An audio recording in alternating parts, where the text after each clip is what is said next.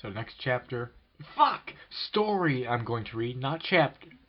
Well, it is a chapter of a story, but you know what I mean. Next story I'm going to read is Families. It's called Families by Darflink22. Chapter 1 is entitled Home Sweet Home. Pretty decent sized story. Ponyville was a pretty unremarkable town, or at least it had been before Twilight decided to call it home. Still, even with her living there, it was still not much. Having the bearers of the elements of harmony living there had oddly enough not made it much of a military target. Twilight was grateful for that at the moment. Such an out-of-the-way town meant that news of the changeling invasion hadn't reached it yet, meaning that they didn't have to put up with a large crowd of ponies, eager to learn the details. Still, Big Macintosh was there, ready to help his sister haul home the leftovers from the wedding. Applejack was all too eager to load his cart with uneaten treats and a chest full of bits. So we'll meet up at the library tomorrow for breakfast? Twilight asked. First thing, Rarity assured. I think that lovely little restaurant near the spa would be nice. Oh, bleh! Rainbow Dash gave a fake vomiting noise. Can't we go somewhere not so frilly? I've had enough of that this weekend. Now. This is an apology meal to Twilight. It needs to be something nicer than sandwiches and hay fries. You really don't have to, Twilight began, but Rarity put a hoof over her mouth. I know we don't have to, but we want to. I insist. Apology for what? Big Macintosh couldn't help but ask. I'll tell you when we get home, Applejack assured, looking slightly embarrassed at the whole thing. Well, I guess, Rainbow Dash grumbled.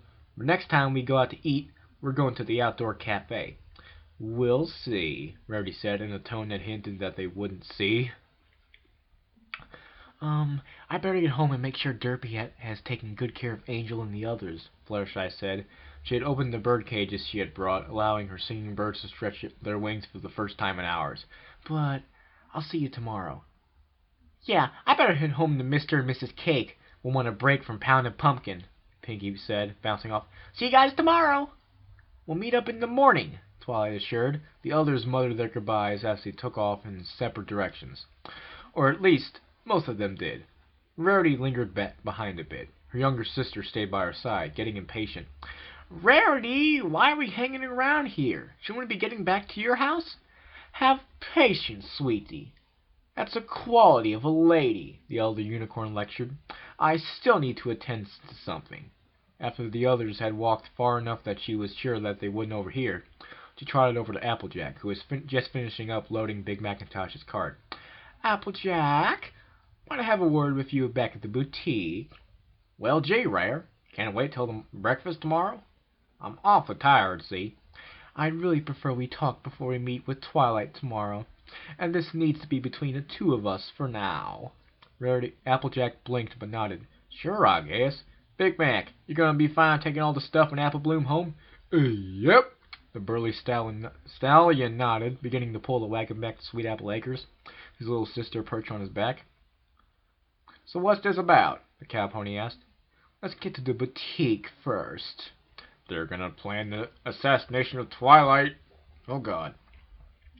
Scootaloo walked through Ponyville alone, ruing not having her scooter with her.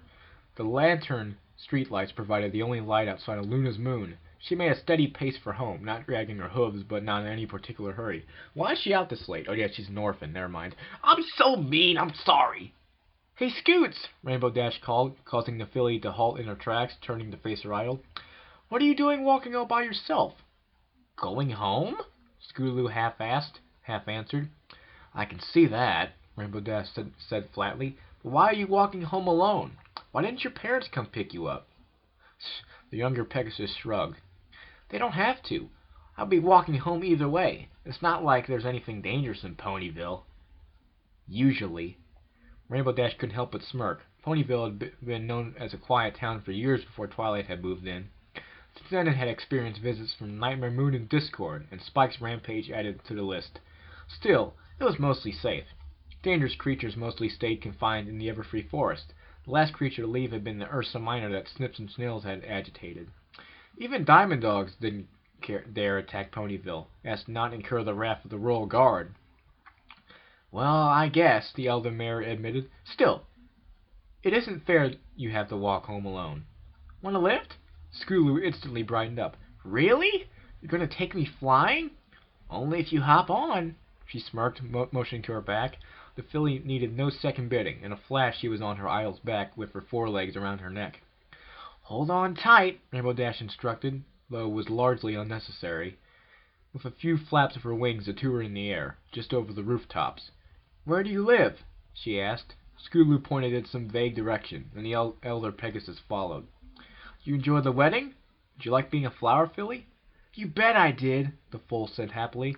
Then she got defensive. I mean, I didn't really like being frilly or nothing, but it was cool to be able to lead a princess down the aisle.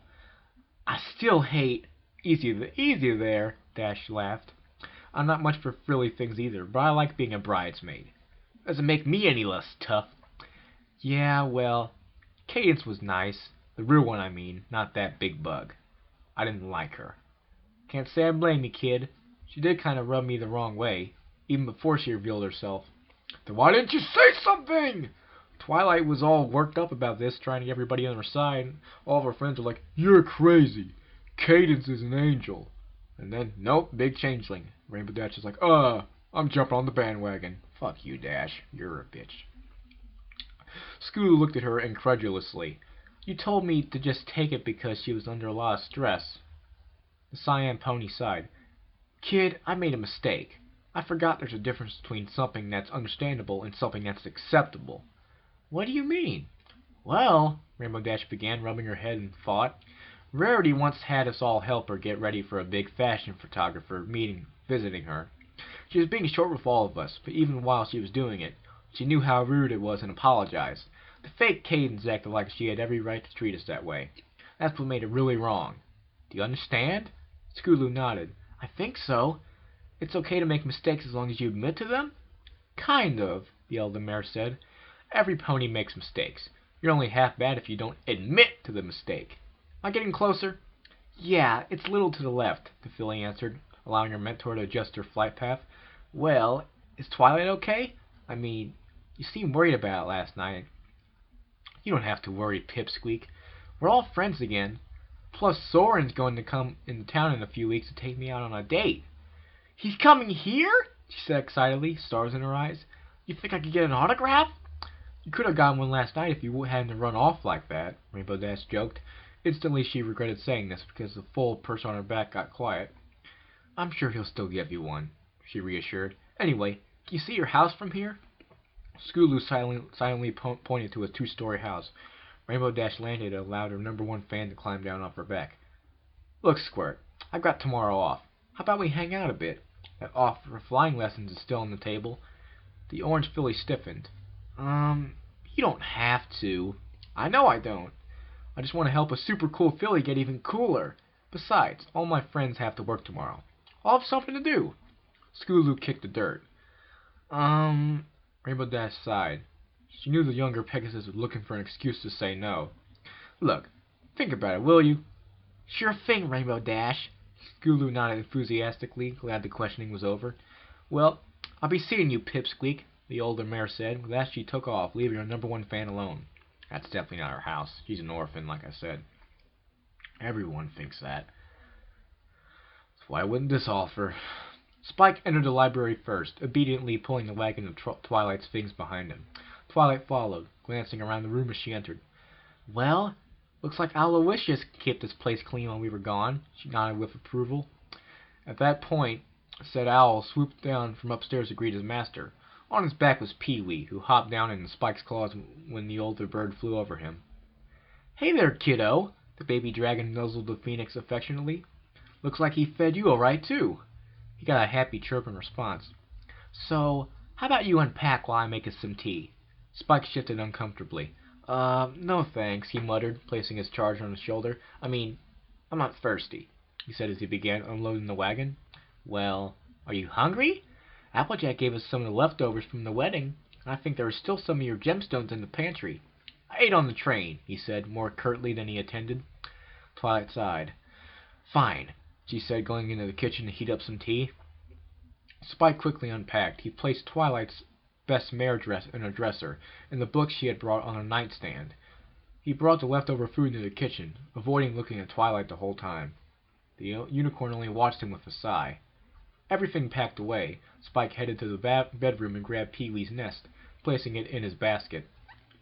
Carefully, making sure Twilight was distracted, making herself a meal, he carried his bed into one of the other rooms in the library. After setting it up, he placed the nest on the windowsill, then he quietly went back into the bedroom. While only getting books every year had grown a bit stale, Spike had cherished each and every one of Twilight's birthday gifts. He had read each tome cover to cover more than once, and he still enjoyed thumbing through them occasionally.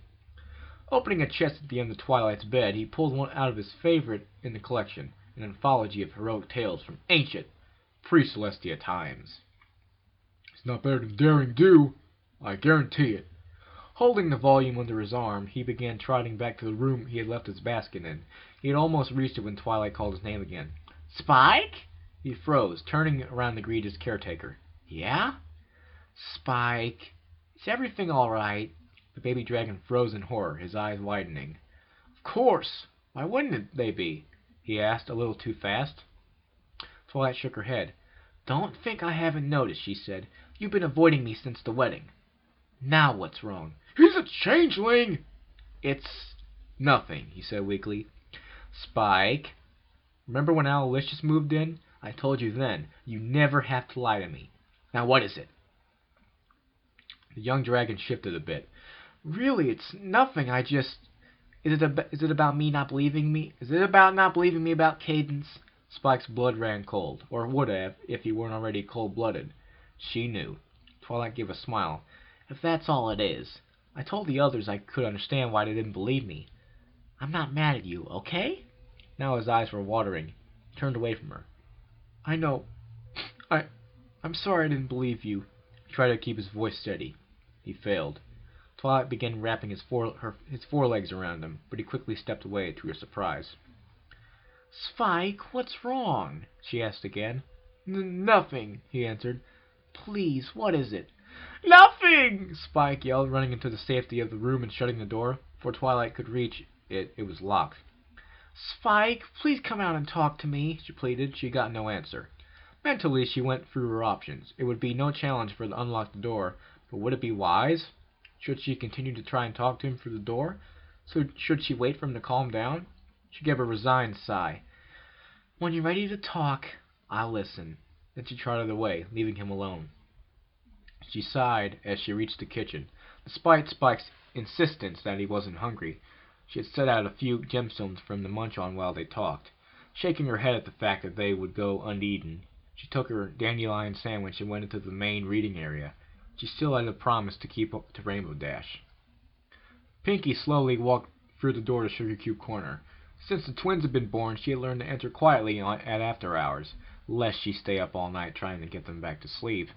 She carried her bags up the stairs and saw that the quiet entrance was for nothing. Cup and carrot cake were in the nursery, playing with the still very much awake Pound and Pumpkin. I'm home, she said happily, bouncing into the room. Almost immediately, the infants gave squeals of delight as they reached over to the surrogate sister. Pinkie, you're back, Mrs. Case said delightfully as Pinkie took the twins in her forelegs and began cradling them. How was Canterlot? To their surprise, Pinkie didn't go bouncing around, talking about how pretty the wedding was or how exciting the reception was. Just gave a small smile. It was nice, she said. The two bakers gave each other a glance before turning back to their foster daughter. Pinkie? Is everything all right? She stopped smiling. Her eyes drifted to the side before looking back at them. I have something I need to tell you. I'm pregnant. Rarity calmly poured some of her leftover cider into 2 mugs. She normally served tea to guests, but she knew Applejack wasn't a tea-drinking sort. She's a hick, and she was already inconveniencing her enough asking her to come on such short notice. All right, Rare, what's this about? You trying to get me to take some of those lessons in money management again? No, though I really wish you would. Never mind. I want to talk to you about Twilight. The cow pony tilted her head. What do you mean? Sitting at the table at least, she sighed. It's her tendency to flip out, as it were. I wanted to talk to you about something we can do about it. Applejack arched an eyebrow. Rare? You're thinking Twilight needs to stop freaking out? Yeah, Miss Automatic Sofa Spawner, whatever. Yes, I know, Rarity huffed. I'm aware of the hypocrisy. But it's different for Twilight. She's the one in charge. We've never said it aloud. But you know as well as I do that whenever Princess Celestia sends us to do anything, we follow her. She needs to learn to keep a level head. Besides, you saw Twilight breaking up about it on the train. We cannot just let that go by unacknowledged. I guess you're right. Why couldn't this wait till breakfast tomorrow? Well, first off, I wanted to keep this between just us for right now. Rainbow Dash has her hooves full worrying about Scootaloo, and you just know she's going to ask Fluttershy and Pinkie to help her. Those three would have enough on their plate without this. I guess that makes sense. Still, don't get why you couldn't have talked to me tomorrow. Because we can't put this off any longer, Rarity sighed. We've known about Twilight's problem for a while, and we've always treated it as a harmless little quirk. We simply cannot do that anymore. It nearly cost us dearly yesterday. I want us to come up with something now, and to begin on it tomorrow if possible. Applejack sighed. I see your point. I guess we have kind of been passing that off as harmless. But do we need to do anything special? We could just put our hooves down the next time she starts fretting over something.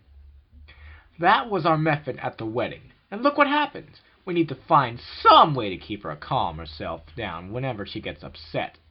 I reckon you're right. But what can we do about it? Rarity shook her head. I'm not sure. That's why we're here. I was hoping you and I could brainstorm something up. Anything we could do to help her stay calm in the future would do wonders. Applejack sighed. I guess that makes sense. I figured talking to Twilight about this tomorrow would be the best thing. I would, Unicorn agreed. I would have her here tonight if she didn't have Spike to worry about. Hopefully by tomorrow that will be cleared up. Until then, I'm simply hoping to find something we can start on. That's chapter 1. I'm going to read 2 more, and they're going to be over 7,000 words. 2 more chapters, so my throat's going to be pretty dry by the end of this recording session. But oh well, it's worth it. Because I like reading fan fiction, not books. Although, there's this book called Night I read in English 10. It's about the Holocaust, and I want to bring that home and read it to you guys. Maybe I can find a copy of it on the internet instead so I wouldn't have to bring the book home. We'll see. I like that book a lot. 108 pages or something like that. It's very good. I'll try to get that done. For right now, I'm going to read one chapter with 7,000 words. Which one? I don't know. I'm going to find one. So, see ya.